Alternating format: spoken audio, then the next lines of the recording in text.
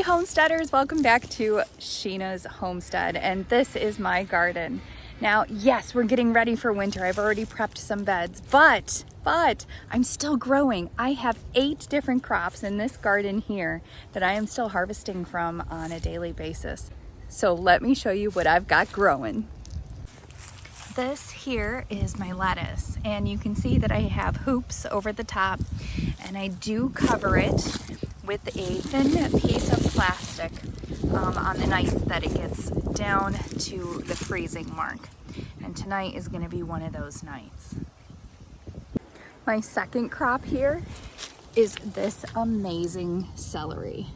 Now look how beautiful that is. Celery homegrown looks so much different than the grocery store. It's actually got more leaves. The stalks look a little bit thinner. And you know what? It's just really great to be able to use the entire plant. So at the grocery store, you know, they come with the very thin little leaves and stuff. This is the way to go. I use it in soups, and you can even freeze dry the leaves if you wanted to and use them as like a parsley or, you know, just a savory herb. But look at that. Look how healthy that plant is. Third on the list is broccoli, and let me tell you friends, I can't believe that I finally got broccoli to grow pretty well. I have it in 2 spots in my garden. I started it midsummer, and it just really took off once the temperatures got lower. So take a look at this.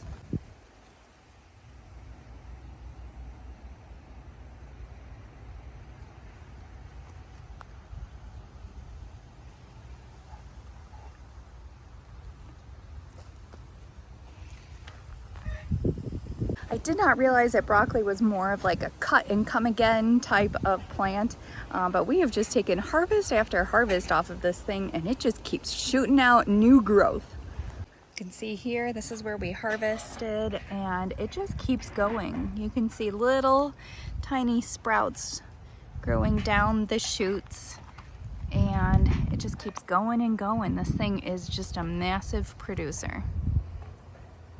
If you're a gardener, crop number 3 isn't going to surprise you because most people know that this is a fall and winter crop, but we have carrots.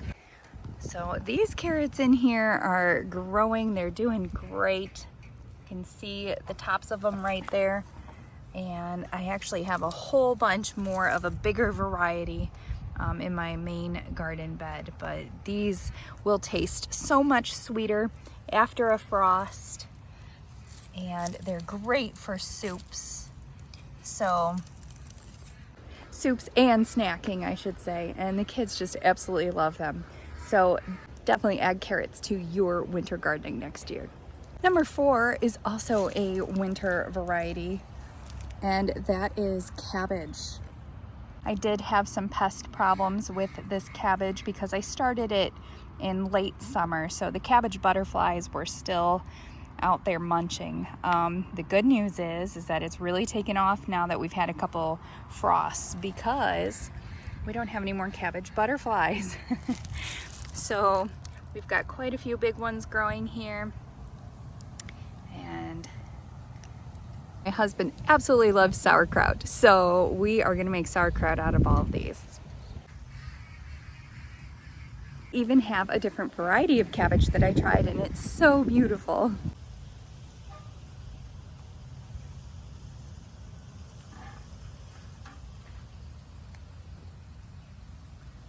And number 6, we have Swiss chard. Swiss chard is one of those things that is greatly overlooked and highly undervalued.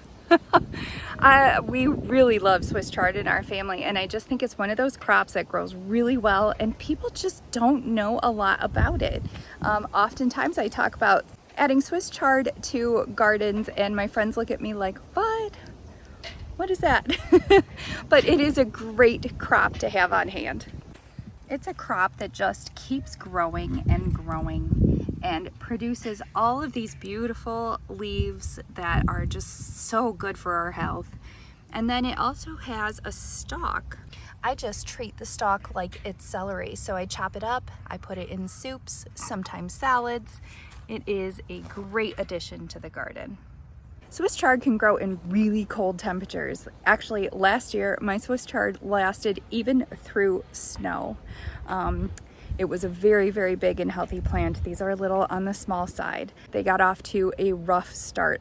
We had a severe drought this year, and the birds kept eating every tiny sprout that came up out of my garden because they were so thirsty, poor things.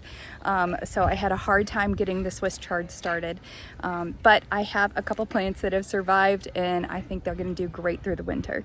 Number 7 on the list is something that I have not grown before, and it actually took off and is doing really well. Let me show you. These are peas. I didn't realize that peas were a winter crop myself, and here we are growing them in the end of October, early November, and they're doing great. Now, last but certainly not least, we still have herbs we're growing in the garden. I know you wouldn't think that they'd be hardy enough to survive the frost. I do cover them with the thin layer of plastic just on nights that I know it's going to get down really low, but they have been thriving. Let me show you. The first one we have is this dill. I tried to plant dill so many times late summer, and it just didn't do well. But it's funny, the temperature dipped and all of a sudden the dill is doing really well. And that is one of our favorites, so we're really grateful. And the next herb I have here is cilantro. Cilantro has been doing great in this little spot. In fact, it's popping up all over. We got a little bit more here too. You can see it's just tucked away in these little spots right here underneath the rosemary. And you can see our rosemary is all done now, but I'm going to pull this off, put a little bit in some carrier oil, and make myself my own little tincture of rosemary oil. So that's it, there you have it. We have 8 different crops that I am still growing, and it's almost November. So if I can do it, you can do it too. I hope this video encouraged you. I hope you learned something, and I can't wait to see you again, friends. If you don't mind, like, comment, share, and subscribe, and I will see you again on Sheena's Homestead. Bye. Hey, wait, before you go, if you want to see how I cover all of my crops that are sensitive to frost, this is how I do it.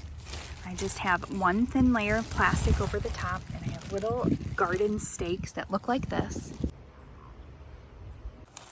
And I just push them down into the ground, and it keeps my garden going. Hey, goodbye for real now.